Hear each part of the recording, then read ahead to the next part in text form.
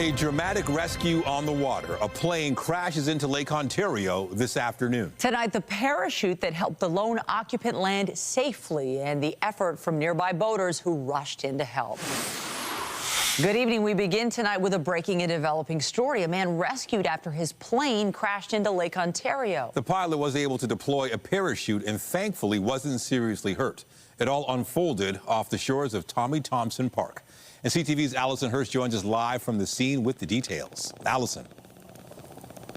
Marine unit is still here on scene, and we've been seeing them dropping buoys. You might be able to make out a couple of them over my shoulder. They're marking the location of where the plane is, quite deep under the water. And we have also spoken to one of those boaters who pulled the pilot out of the water. We'll get to that in just a minute, but first I'd like to show you some footage that they captured from their boat. This is the immediate aftermath. You can see the plane's tail and the parachute floating in the water. This was taken from their boat after they pulled the pilot onto their deck. Then we were also sent some photos to our newsroom. You can see the moment of impact, and you can see the plane coming down with that large parachute out the back. Aviation experts say that likely slowed the crash, minimizing the damage to the plane. Now, all of this happened just after 2 o'clock this afternoon. Police say a 49-year-old man was the only person on the plane at the time. He was rescued by these men who you'll hear from in a couple of moments here on the boat nearby. And the pilot, he suffered non-life-threatening injuries. The aircraft is still submerged in the water. Police say it's really deep, maybe 30, 40 feet. Police also say the pilot told them that the plane lost power, that he's a medical doctor and is on his way to a medical call in Pembroke, Ontario. He was making his way back to Billy Bishop, but he couldn't make it, so he ejected the parachute from the plane before it hit the water. Here's more from Paul Angus, who saved him. Well, we were just out sailing, and we saw the plane coming down behind us. The parachute suddenly came out, and we heard a bang, and then we saw it hit the water, so we just dropped sails, turned around, and headed straight to the plane. And then we got to it just as it sank. So the pilot was only in the water for maybe a minute or two, but we pulled him out, and then we transferred him over. I probably caught just the tail end of it, just as it was approaching the water. At that point, the parachute had already deployed, so it slowed down considerably. But, I mean, it still hit the water at a pretty hard angle. But yeah. Police say it's still very early on in the investigation, but the Marine unit will be here overnight. They don't have a timeline yet on when they're actually going to be able to get the plane out of the water, but police did say that they don't believe there's any risk to any oil in the water. Reporting live, I'm Allison Hurst. Back to you in studio. Thank you, Allison. And earlier in the day, emergency crews responded to a separate incident in the lake in Mississauga. Shortly before 6 a.m., this cube van was spotted submerged in the water near Cawthra and Lakeshore. First responders confirmed nobody was inside when they pulled the vehicle out. Police say they've now seized the truck, and they're investigating how it ended up in the lake. Still to come tonight as Leaf fans revel in last night's thrilling win. The focus now shifts to facing the defending Stanley Cup champions in round 2. But first, we turn to Oshawa, where today auto workers learned General Motors is significantly reducing its operation. Hundreds of jobs are at risk, a devastating blow to the community, and comes as the province's automotive sector has already been battered by Trump's tariffs. CTV's Janice Golding has the details. Hi, yes, workers here in Oshawa say they put out a product they're proud of, the ever-popular Chevy Silverado. But that work is being threatened, with GM placing the blame on the, quote, evolving trade environment. I gotta go to work, sorry. Grim-faced auto workers arrived at General Motors Oshawa this afternoon. Employees dejected by news the plant's third shift will be cut within 6 months. Not good. Saw it coming. A volatile trade war foisting a 25% tariff on Canadian-built cars. Elbows up didn't do anything, did it? No, it didn't. The cuts will impact 700 of the plant's 3,000 employees. Another 1,500 people in the auto parts supplier network will also lose their jobs. Right now you have one of the biggest corporations in the world appeasing Donald Trump administration in the United States of America, and they're forgetting about Canadians. Today, the union called the decision horrendous, going on to accuse GM of jumping the gun before Prime Minister Carney and President Trump have had a chance to discuss a new economic deal. I remind General Motors, as I've done this week, they sell a hell of a number of cars in this country, and we expect them to build here. Just yesterday, GM put a dollar figure on the cost of Trump's tariffs. The hit for them is $5 billion announced yesterday by their CEO. And so they're not charities, these auto companies, and they're not Canadian. The president of the Automotive Parts Manufacturers Association going so far as to say, I actually think that if Trump doesn't back off on these vehicle tariffs over the course of the next few months, he's going to bankrupt one of those American companies. American companies with huge footprints on Canadian soil. We have members out there that rely on General Motors and the supply chain, their jobs, to provide a living for their family. So today is a very upsetting day. Many who say they've lost faith. I don't think the government is doing anything to help make the situation any better. Union leadership now calling on all levels of government to step up and meet with the heads of the big three, along with the man at the center of this trade war. GM has been building vehicles in Canada since 1918 and said in a press release today that it intends to keep building here in Canada for Canadians for another 100 plus years. I'm Janice Golding. Now back to the desk. Thanks, Janice. The consequences of Trump's tariffs have been feared for months, and today there was plenty of political reaction to these latest developments. CTV's Queen's Park Bureau Chief Siobhan Morris joins us live with those details. Siobhan. Well, we're hearing politicians use words like hurtful, devastating to describe the layoffs at GM. There is a call for unity to prevent more cuts at GM and elsewhere. It's the kind of scale-back politicians of all stripes and auto workers had hoped to avoid in the tariff war. Workers are going to be shocked and reeled right now, and they don't know what to do. And they've got mortgages to pay and bills to pay and kids to feed. In a social media post, Premier Doug Ford calls the elimination of a shift in Oshawa extremely tough for the hardworking people who've helped build Ontario's auto industry, stressing that GM has committed to the Oshawa plant for years to come, promising the province will support the facility and its workers. The local MPP wants provincial and federal leaders to collaborate on a path forward. With the corporate leadership, but also with the states, like working with Donald Trump and trying to get a stop. With an ask of Mark Carney. I hope that our new Prime Minister, when he sits down with Donald Trump next week, mentions Oshawa and what happened here today. Carney's repeating his promise to use tariff revenue to help industries and workers caught in the middle. Fighting hard for our auto sector, all our sectors, in these negotiations with the Americans, and making sure that companies act in true partnership as well in maintaining employment and investment in Canada. And if not, there will be consequences. Layoffs have again hit the Stellantis plant in Windsor. A one-week production pause starts Monday. Last month, the assembly plant was closed for 2 weeks because of tariffs. This time, the company says it's to prepare for next year's models. But the mayor insists if there wasn't tariff upheaval, there wouldn't be a shutdown. Stellantis would be open with 3 full shifts, making as many minivans as the community and the public would buy. But in light of the uncertainty, people are squirreling the money, not spending it. The uncertainty has Ontario's opposition parties demanding action. Ontario wasn't prepared for this trade war. And this provincial government needs to be doing a lot more and a lot quicker. And that's why, again, we're calling for a job strategy. We may get a fuller picture of the government's plan in the budget coming in 2 weeks. The Premier has said, and we campaigned on, we're going to do what it takes to support the communities, the workers, and the businesses. Sneak peek of that plan on Monday. The Ministers of Finance and Economic Development are doing an announcement in Oakville. Reporting live from Queen's Park, I'm Siobhan Morris. Nathan and Michelle, back to you. Thank you, Siobhan. Canada's new Prime Minister and the U.S. President are set to meet in person. Just ahead, what Mark Carney had to say about the high-stakes visit to the U.S. as he announced plans for King Charles to come to Canada.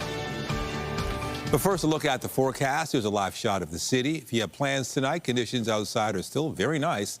And the first weekend of May also looks comfortable weather-wise.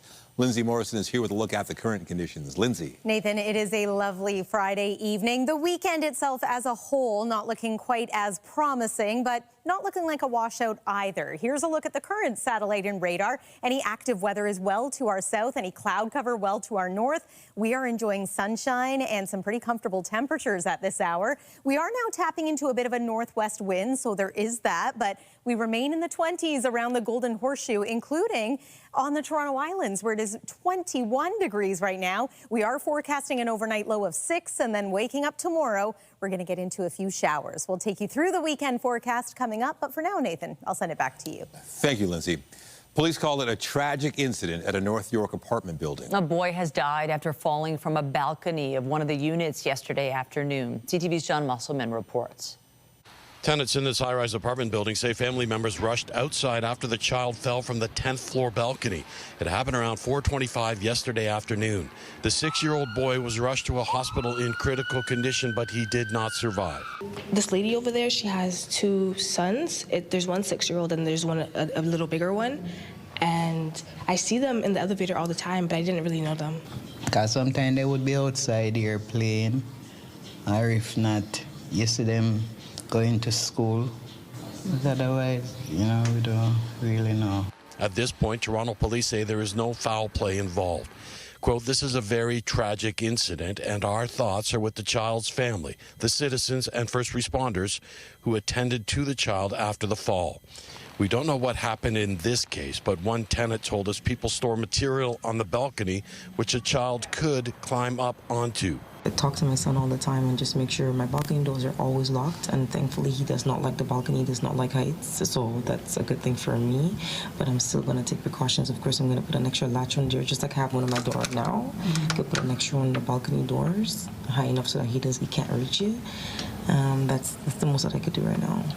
For me, ¿cómo se dice? Care me. I'm care me for the baby here. This is not good. Everybody, I check up for the baby. Tenants tell CTV News the new balconies were installed in the last year or two. They appear strong and sturdy. This is the balcony 2 floors below. We reached out to the property owner about this incident. A spokesperson for Greenwind says, "We are deeply saddened by yesterday's tragic incident. Our hearts and sympathies are with the family. We recognize this is a tremendously challenging time for the residents in our building.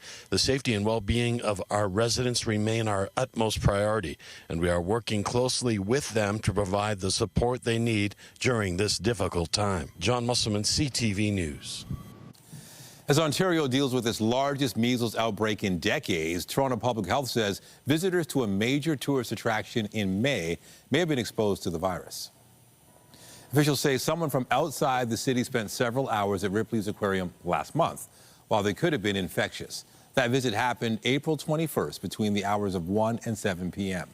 Anyone who was present at that time is advised to check their vaccination records and monitor for symptoms until May 12th.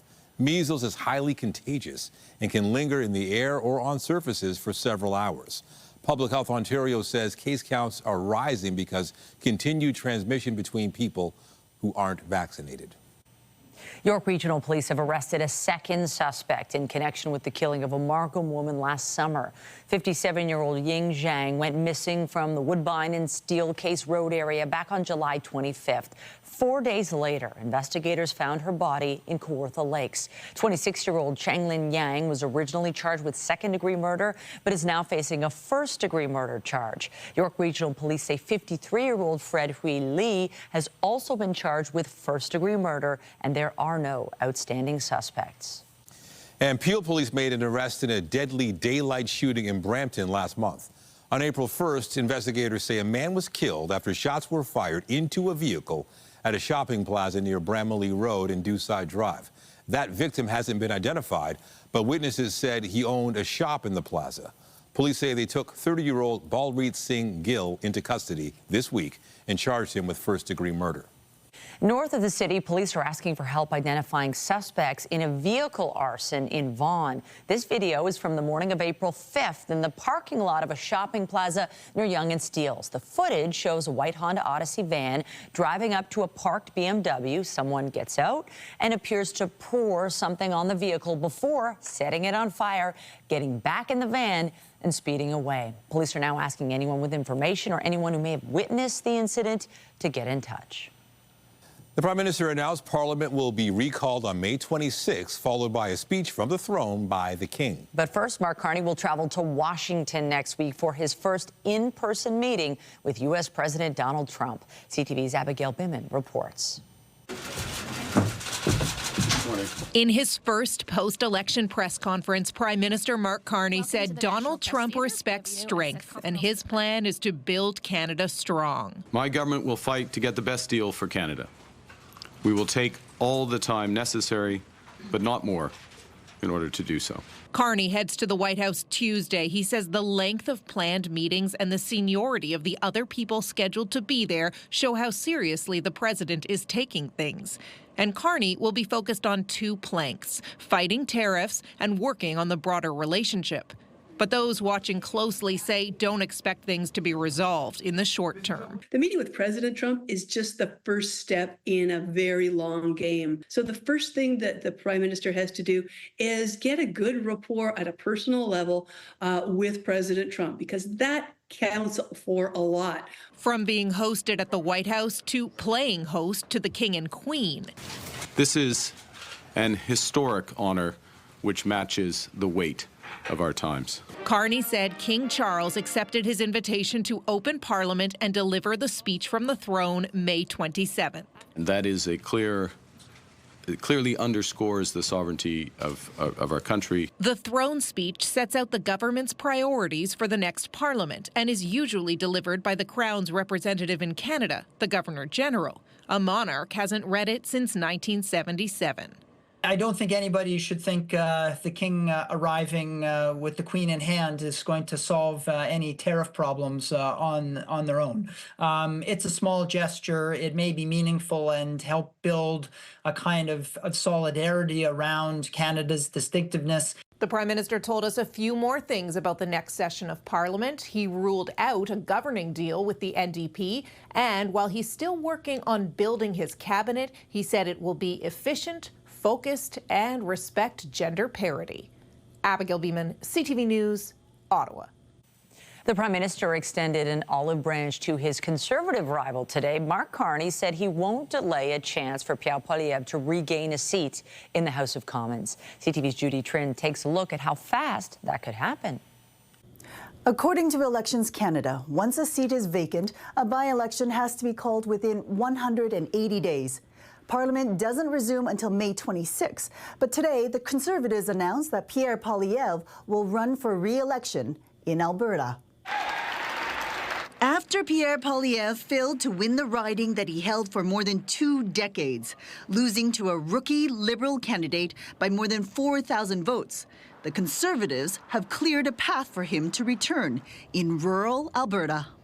Hey everybody, it's Damien Couric. Damien Couric has represented Battle River Crowfoot since 2019, but he's quitting so Poilievre can run. In a statement, Couric said an unstoppable movement has grown under his leadership, and we need Pierre fighting in the House of Commons to hold the Liberal minority government to account. This is a safe seat. The Conservatives won the riding southeast of Edmonton with nearly 82% of the vote. They're going into a riding that won by a huge margin, 82%, to remove virtually any possibility of people organizing to defeat him a second time. Meanwhile, the Prime Minister has agreed to call a by-election as soon as possible to allow Poilievre to return to debating him in the House of Commons. I've already indicated to Mr. Poilievre that if it's the decision of him and the Conservative Party to trigger, if I can put it that way, a by-election, I will ensure that it happens as soon as possible. Okay. No games, nothing, straight. On social media, Poilievre called Damien Currick's decision to step aside a selfless act. He says he'll work hard to represent the people in the riding of Battle River Crowfoot. But even with this quick move, it's unlikely we'll see Poilievre in Parliament before the fall session. Judy Trin, CTV News, Ottawa. And this is a day of mourning in British Columbia where people are remembering the victims of last weekend's horrific attack. 11 people were killed after a man drove through a crowd attending a Filipino festival on Saturday. 16 others remain in hospital. A book of condolence for the victims has been set up at the BC legislature. It can also be signed digitally. Officials say the suspect had been under the care of a mental health team. He faces 8 counts of second-degree murder. The bravery and sacrifice of thousands of Canadian soldiers were honored by a grateful nation today. A somber ceremony was held in the Netherlands in tribute of those who led the way in liberating the country during the Second World War.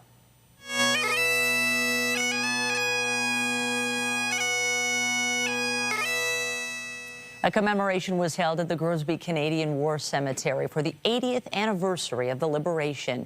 More than 100,000 Canadians took part in the military campaign that ran from September 1944 to the close of the war in May of 1945. Close to 8,000 were killed. The Canadian government has taken 20 veterans back to the Netherlands, and today, tribute was also paid to those who made the ultimate sacrifice. I wish to speak to all here who died in the cause of Canada and fought for freedom of oppression. My message is a simple one. You are not forgotten. Your death is remembered, and we are still living souls here, grateful to your sacrifice of your life so many years ago. The Canadians not only pushed the enemy back, but brought in food amid a devastating German blockade. Their efforts will never be forgotten by the Dutch people. Today's ceremony begins a series of events leading up to Liberation Day on May 5th and Victory in Europe Day, May 8th. There's a key moment today in the preparation for next week's conclave to select a successor to Pope Francis. A chimney was installed at the Sistine Chapel. After every 2 rounds of voting, the ballots of the cardinals are burned in a special furnace to indicate the outcome of to the outside world. If no pontiff is chosen, the ballots are mixed with chemicals that produce black smoke. But if someone has been chosen, the ballots are mixed with other chemicals to produce white smoke. The installation took place as cardinals gathered at the Vatican for another day of pre-conclave discussions. Prince Harry has lost his legal challenge to restore regular police protection when he visits the UK. So the conclusion, in my judgment, with which my colleagues, Lord Justices Bean and Edis, agreed, was that the Duke of Sussex's appeal would be dismissed. The prince was not in court today as 3 appellate judges ruled that a decision to downgrade his publicly funded security was not unreasonable. The Duke says he is devastated to lose the case. After the ruling, he spoke to the BBC about security being a sticking point between him and his father. I would love reconciliation with my family. there's no point in continuing to fight anymore. As I said, life is precious. I don't know how much longer my father has.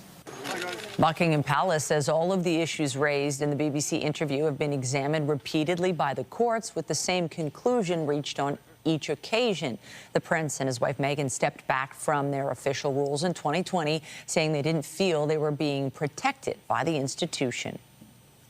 Back here at home, look at this scene. Elation and excitement, but mostly waves of relief from Leaf Nation last night. The Maple Leafs were able to pull off a win against the Senators, eliminating our Ontario neighbors to advance to the next round of the NHL playoffs. CTV's Sean Leathong has more reaction to the win and the challenging path ahead.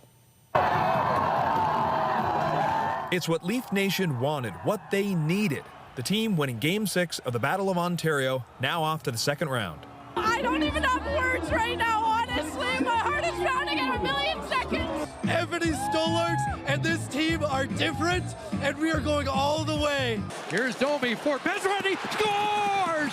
The Leafs getting a big goal late from Max Pacioretty to seal the win, And one of the biggest Leaf fans there is made the trip to Ottawa. Honestly, it was incredible last night. Mark Farah is a well-known collector of Leafs memorabilia, with the inside of his Brampton home looking more like a museum. This entire room is dedicated to Austin Matthews.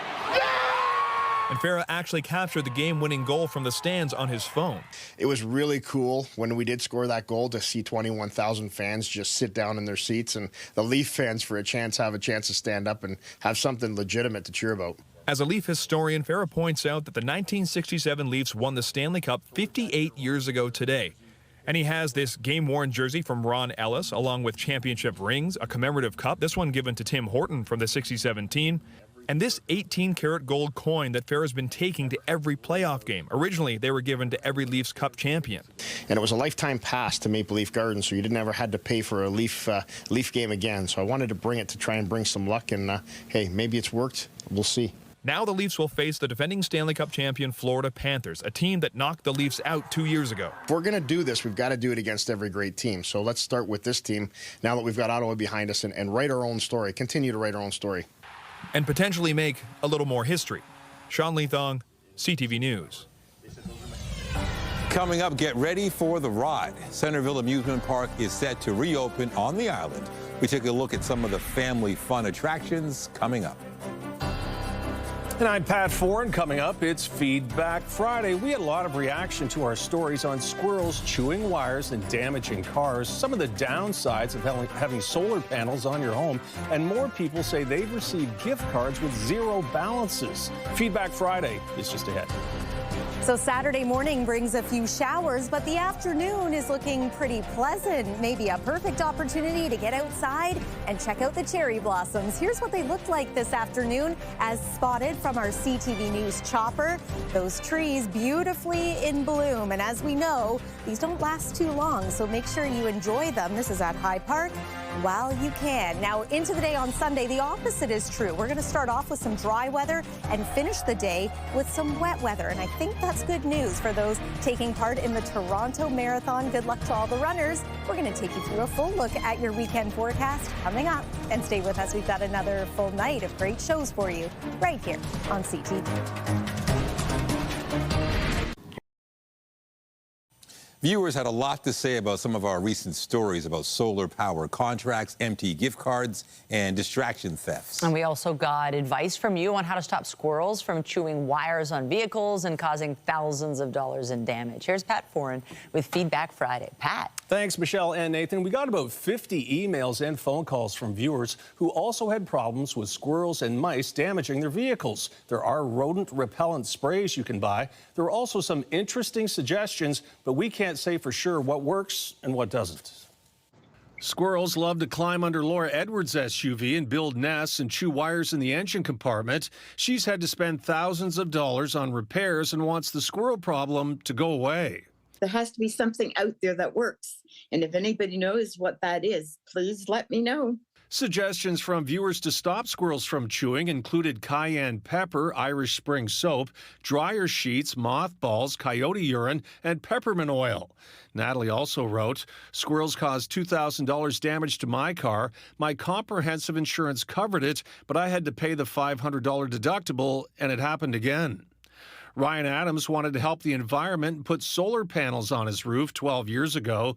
He's had problems with snow and now wants them removed, but if he does, he has to pay the solar company $20,000. I'd love the panels off one way or another. Melissa told us, I bought a home and inherited a solar panel lease. I make no money from them, but if I want them removed, I must pay the company $36,000. What a scam.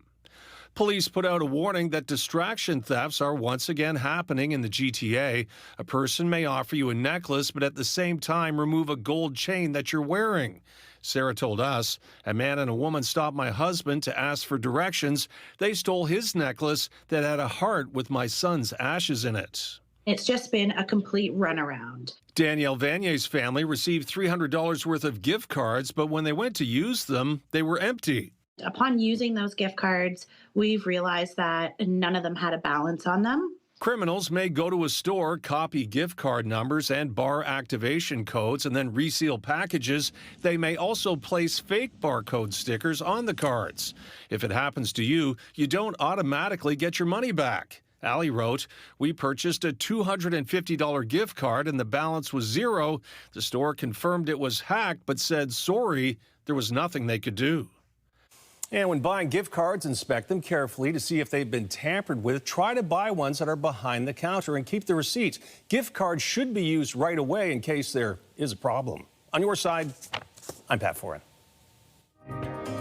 If you have a consumer story idea, email us at alert@ctv.ca.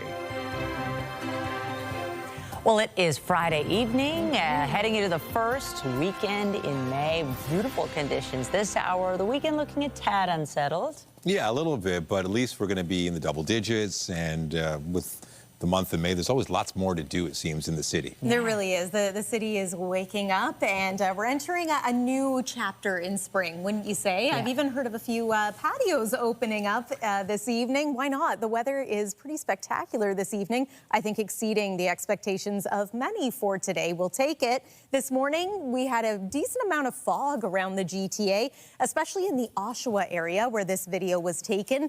A little spooky. There was an advisory in place at one point.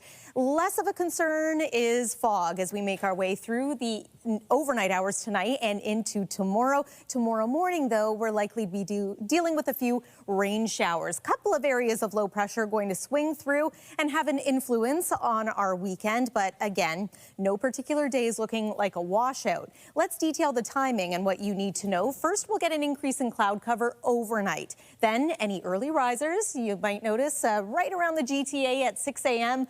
Wet weather, so better chance of seeing some light rain. Toronto, around the Golden Horseshoe and into Niagara Falls.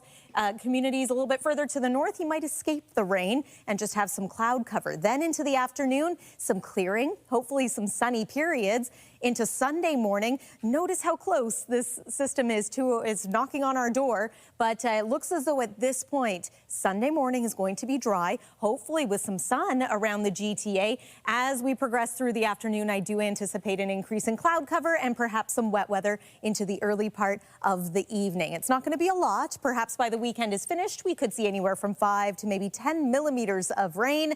So not a washout again. That's the great news.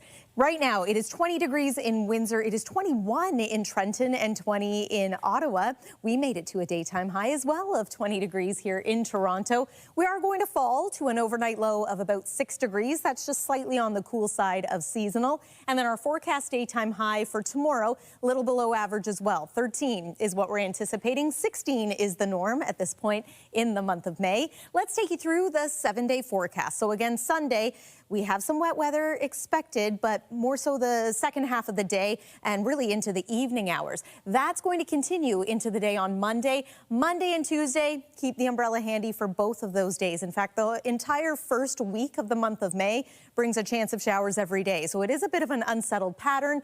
Into Wednesday, we're back into some cloud cover, but drier, some sun as we make our way through Thursday and Friday of next week. Overall, we are looking at teen temperatures when it comes to the daytime highs. Tuesday looks quite mild. Thursday, maybe a little cooler, maybe not quite making it into the teens, but overall, we are trending in the right direction here. That's your look at the weather for now. Michelle, over to you. Thanks, Lindsay.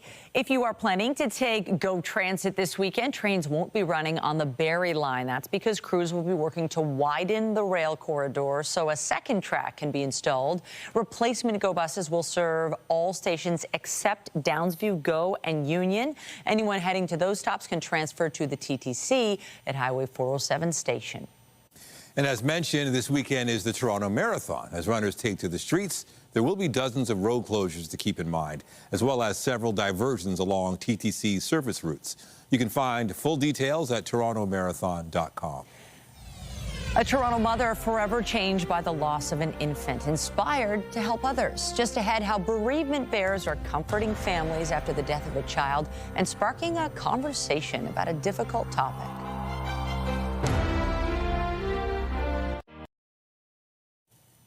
It is a source of comfort for families that have suffered a devastating loss. A Toronto woman who experienced the death of an infant has started a project to help other bereaved families.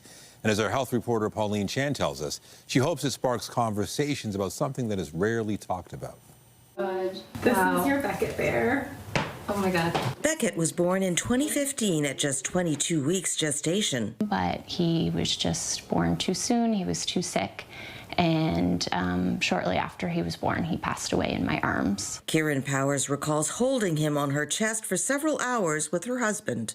We had to leave the hospital without him in our arms, you know, totally not what we were expecting or hoping for, and it was absolutely devastating and life-altering and changed my entire course of my life. Kieran went on to become a grief counselor for other families going through similar loss. There's such great stigma associated with pregnancy or infant loss, and so having something tangible to hold really would make a big difference for families, and so that's why I've created the Bereavement Bears. Suzanne Petty had a stillborn son herself, Damiano, in 2011. My subsequent children, Nicholas and Chiara, they are 12 and 10 years old, and they absolutely know about him, and they know that they had an older brother. And I think it's really important, again, to break stigma and talk about children who are not here. She makes the bears herself, embroidering the child's initial on their foot. They can be given as gifts for newborns, or in the case of an infant who has passed away, she puts a butterfly on their other foot. The bears are even weighted with natural stones inside to mirror the baby's birth weight. Kieran says the weight personalizes each bear. She says 1 in 4 couples experience a pregnancy or infant loss, but it's a difficult topic for others to discuss, and there are many misconceptions about it. I think a big one is that if they go on to have more children, that they're okay and they've moved on, and we never move on. We move forward, but having another baby doesn't replace the baby we lost. Suzanne sells the bears on her website, Cuddle for Keeps. A portion of all sales go back to the special pregnancy program at Mount Sinai Hospital. And as Bereaved Mother's Day approaches, a week before Mother's Day, she hopes the bears provide comfort as well as an inspiration to talk about the needs of bereaved families. Pauline Chan, CTV News. Filmmaker Martin Scorsese is working on a documentary that will feature one of the final on-camera interviews with the late Pope Francis. Scorsese will produce the feature-length movie titled Aldeas, A New Story. It's named after an initiative supported by the Pope aimed at showcasing films produced in remote villages around the world. It'll also feature the late Pontiff's last interview for a film. The Oscar winner said Francis valued the exchange of ideas and the preservation of cultural identity. And Scorsese said cinema is the best medium to do that. No release date has been set for the documentary. After the break, gearing up for summer fun. The City of Toronto releases details on when splash pads, fountains, and outdoor pools will open. That's coming up. We saw it hit the water, so we just dropped sails, turned around, and headed straight to the plane. Updating our top stories, sailboaters helped rescue the pilot of a small plane this afternoon after the aircraft lost engine power and crashed into Lake Ontario. This happened just after 2 p.m. near the Leslie Street Spit. The 49-year-old was the only person on board and deployed the plane's parachute before hitting the water. He suffered just minor injuries. They sell a hell of a number of cars in this country, and we expect them to build here. Outrage from union leaders, auto workers, and politicians in Oshawa after General Motors announced it will cut 1 of 3 shifts at its plant, slashing hundreds of jobs. The company blamed the evolving trade environment as a 25% U.S. tariff caused price increases on Canadian-made vehicles. The provincial and federal governments pledged support for impacted workers. My government will fight to get the best deal for Canada. In his first news conference as Prime Minister, Mark Carney today confirmed he'll visit the White House on Tuesday to discuss tariffs and Canada's relationship with the U.S. president. The PM also said he'll name his new cabinet the week of May 12th, and King Charles will read the speech from the throne on May 27th, the day after Parliament resumes. Remember to keep up to date day and night at ctvnewstoronto.ca and by downloading the CTV News app. On the Friday markets, the Canadian dollar was up almost 1/5 of a cent to 72.43 cents U.S. Western Canadian Select Oil up $1.46 to close at $49.25. And the TSX Composite Index ended the day 25,031, up almost 236 points. The Business Report is brought to you by Canadian Western Bank, the bank built for business. Well, the sun was shining on the Toronto Islands today. The Centerville amusement park set to open for the season tomorrow. It's a summer tradition for many families in our city, and today, CTV's Jessica Smith hopped on a ferry to check out what's planned this year. The rides are tuned up and the animals are coming out of hibernation, ready to start another season at the Centerville amusement park. We have a great season planned, and all of our rides are ready. We have 30 rides that are ready for them.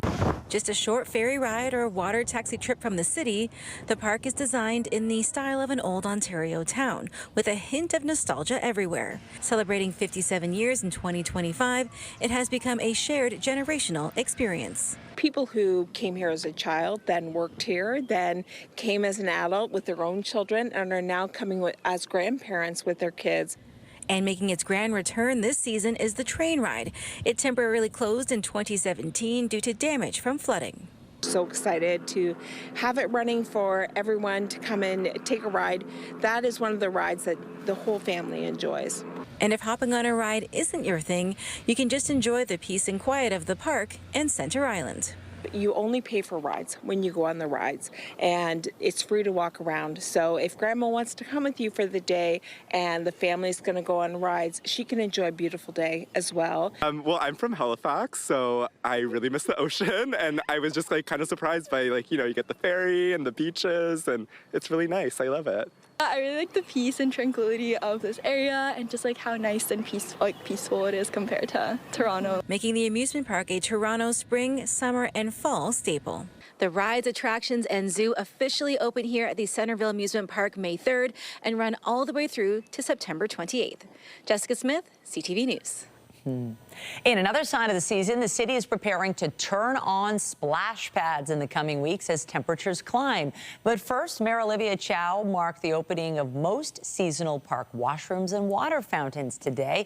That will be followed by more than 140 splash and spray pads on May 17th and lifeguard supervision at 10 beaches starting on the 31st. Outdoor pools don't open until June. The Toronto Blue Jays are back at it tonight after taking 2 of 3 from the Boston Red Sox. And this one hit to deep left. For the second straight game, the Jays came from behind with this 3-run shot in the 8th inning last night. They went on to win it 4-2. Toronto welcomes the Guardians into town tonight. Chris Bassett gets the start for the Jays, while Logan Allen starts for Cleveland. And the Sceptres win. Carpenter comes in. Toronto in a shootout. Winner. To hockey, and the Toronto Sceptres will host Game 1 of their semifinal series next Wednesday. But we don't know yet who they will play. The playoff teams will be determined following Saturday's regular season finales. The second game of the Toronto's series is Friday at Coca-Cola Coliseum. The semifinals are a best-of-5 series, with the winners advancing to play for the Walter Cup. And just ahead, music therapy with local rockers, The Beaches. We stop by a session healing with the power of song. Tonight, the Conservative leader gets a second chance at a seat. After an election night loss, the community Pierre Poilievre hopes to ride back to Parliament Hill, and the MP stepping aside. That story and more later on CTV National News. And a reminder, the CTV News at 6 podcast is available as a download every weeknight. And a special Happy Friday to those of you listening to the newscast live on News Talk 1010. Finally tonight, harnessing the healing power of music. A Toronto rock band visited a local hospital today, and as CTV's Scott Lightfoot reports, it clearly struck a chord with patients.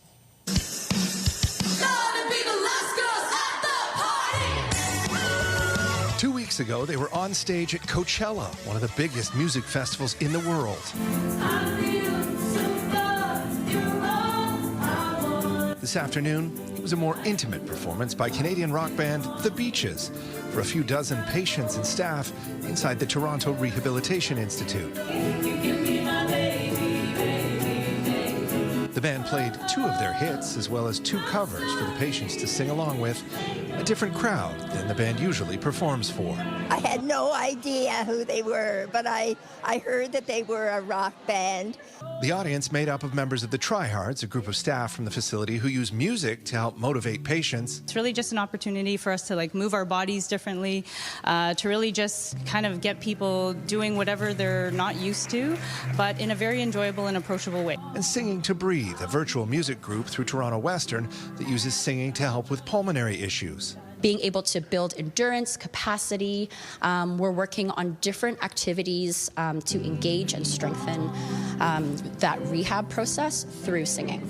It's amazing. It really is incredible what the exercises can do for you, and just the act of singing. It really is not only good for you, but it's very joyful as well. The event was held to help kick off the We Walk United campaign, a charity walk held at the end of the month in support of the University Health Network. Upon hearing that people are using vocal lessons to help with lung capacity rehabilitation, I didn't even know that was something that people were doing. So it feels really incredible to be helping advocate for these new practices that are helping so many people. And after the performance, the Beaches may now have a new fan base from an older generation. It was amazing. It's just awesome to be in the crowd and to have their presence with us. Scott Lightfoot, CTV News. Well, we're all singing a sweet song tonight because the weather is glorious. It is, yeah. If you can, get outside and enjoy your Friday evening. The weekend is going to have similar moments, but it's not going to be quite as pleasant overall. One more look at the satellite and radar shows you what we're dealing with, and that's a lack of cloud cover in many parts of the GTA, and the wet weather has stayed to the south of us for today. Overnight tonight, we dropped to a low of 6 degrees. You'll notice that is just on the cool side of seasonal, not too far off the average mark. And then here's your weekend forecast. A reminder that we are looking at early day showers on Saturday and late day showers on Sunday. 7-day forecast looks like this. Early part of next week, teen temperatures, but keep the umbrella handy right through Monday and Tuesday. Michelle and Nathan. Thanks, Lindsay. That's it for us, but be sure to join Heather Butts tonight at 11 for CTV National News, followed by Zoraida Allman with our next local newscast at 11:30. In the meantime, our coverage continues anytime on CP24 and at ctvnewstoronto.ca. For Lindsay Morrison and the whole team here at CTV News, thanks for watching and have a great night.